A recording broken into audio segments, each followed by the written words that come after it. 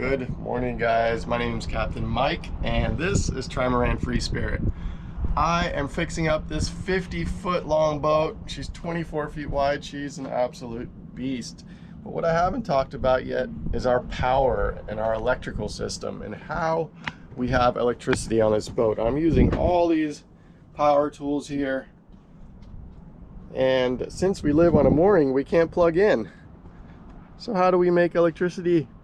How do we charge laptops, phones, use tools? Let's talk about our off-grid electrical system.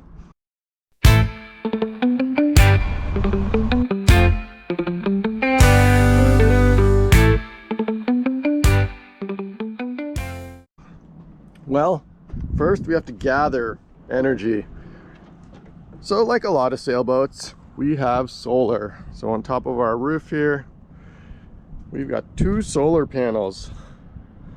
There's 330 watts of power coming in. Not a lot of solar, right? Like some boats have just entire surfaces covered. Second way we bring in power is these 2 wind turbines. And these are awesome.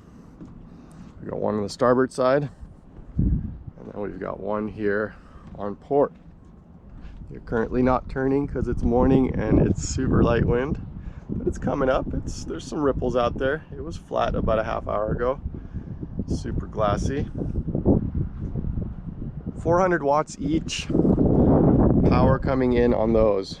Now where does that power go? Well, follow those cables through the deck.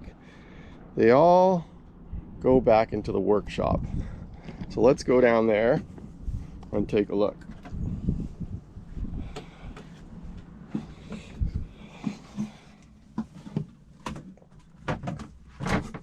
So everything comes back to this charge controller.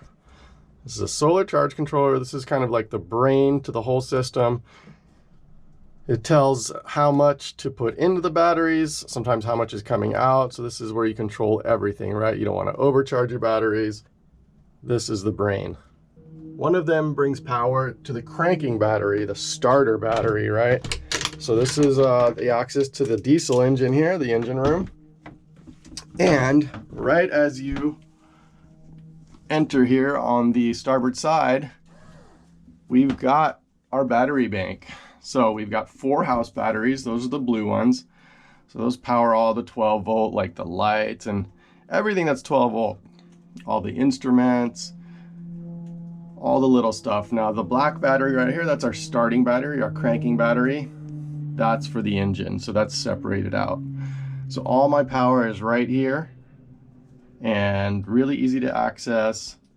So nothing fancy. These are not lithium batteries. These are just deep cycle. We're going to do a whole video on this diesel engine. I actually need to do some research into, I have a main tank and then a day tank. And the other day I was trying to do the transfer. So transferring, there's a little pump over here.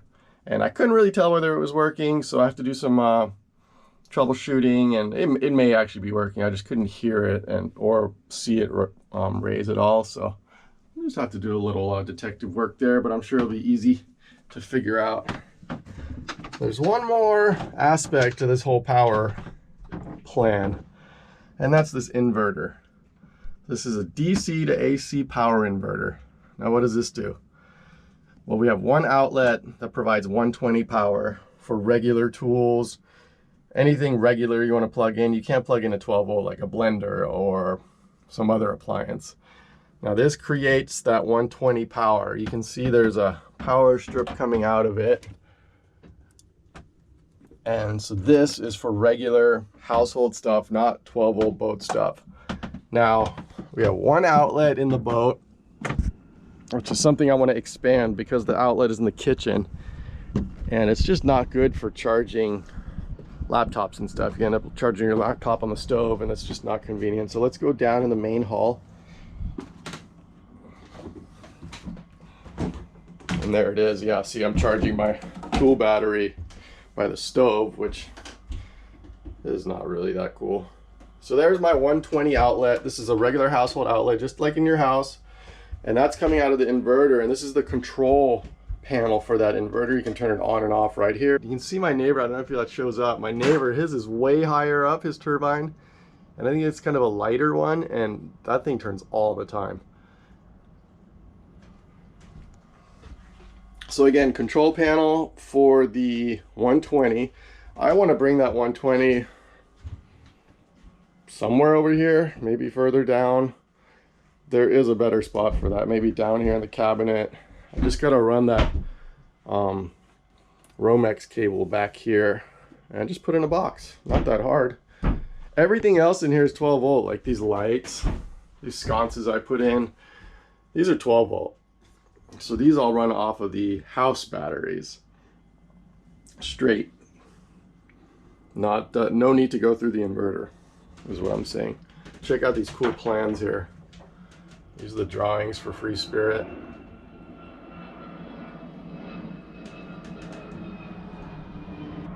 So there's one more part to the electrical system, and that is the panel. And on a boat, you tend to use this panel way more than in a home, for example. Like right now, I'm going to turn off the cabin lights. I'll turn this on in the evening, and then that allows me to go to the cabin light itself and turn it on and off. And so in a boat, we tend to use these way more than, like, because you think of this as a breaker panel in a house. You don't go to your breaker panel every day and hit switches, right? But on a boat, you do. And for example, the propane has a switch, the propane for my stove. It will not work without it being on, but I'll turn that, when it's not in use, I'll turn that off every single time. Same thing with like water pressure. You can hear the pump come on. I also don't keep that on all the time, because why have that power running? Why have that pressure in the system? So I tend to leave things off when I'm not using them. Again, it's important that they're all well marked. Like this one's dead, I have that one marked. And there's some more lights, the shower sump. And so like if I were to go take a shower, I would just go turn that off, or excuse me, turn that on first. So you tend to use this way more than a breaker panel in a house. And so you've got both of your kind of control panels here. This is the other end of the engine room. So technically you can also go in there and deal with the batteries, with the motor. This whole set of stairs just lifts out.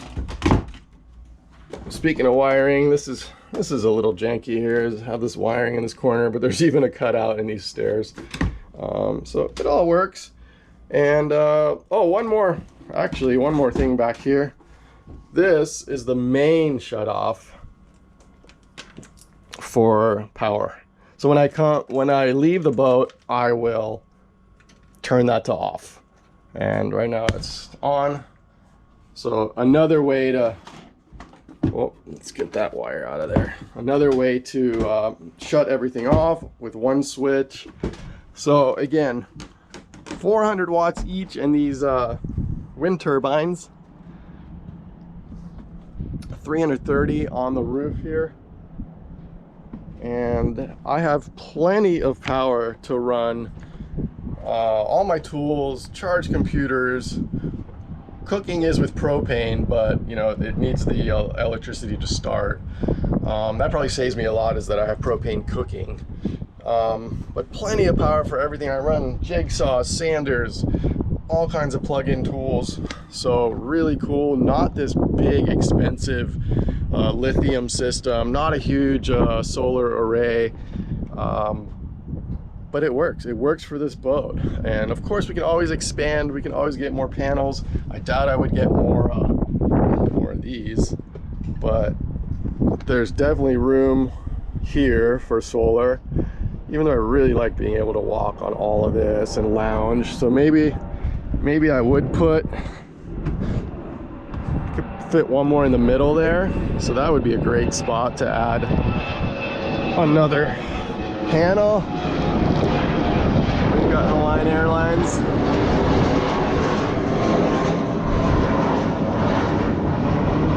Overhead. That's the little plane I'm getting on later. That's the inter-island flight. I'm getting on a flight today at 7 in the evening. Right now it's 8 in the morning.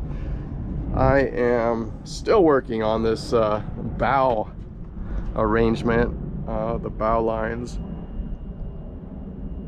Almost done. Just have to mount a few things. So that was a little overview of the electrical system on this boat. Like I said, it works really well, and I'm very happy with it right now. All right, you guys, until next time.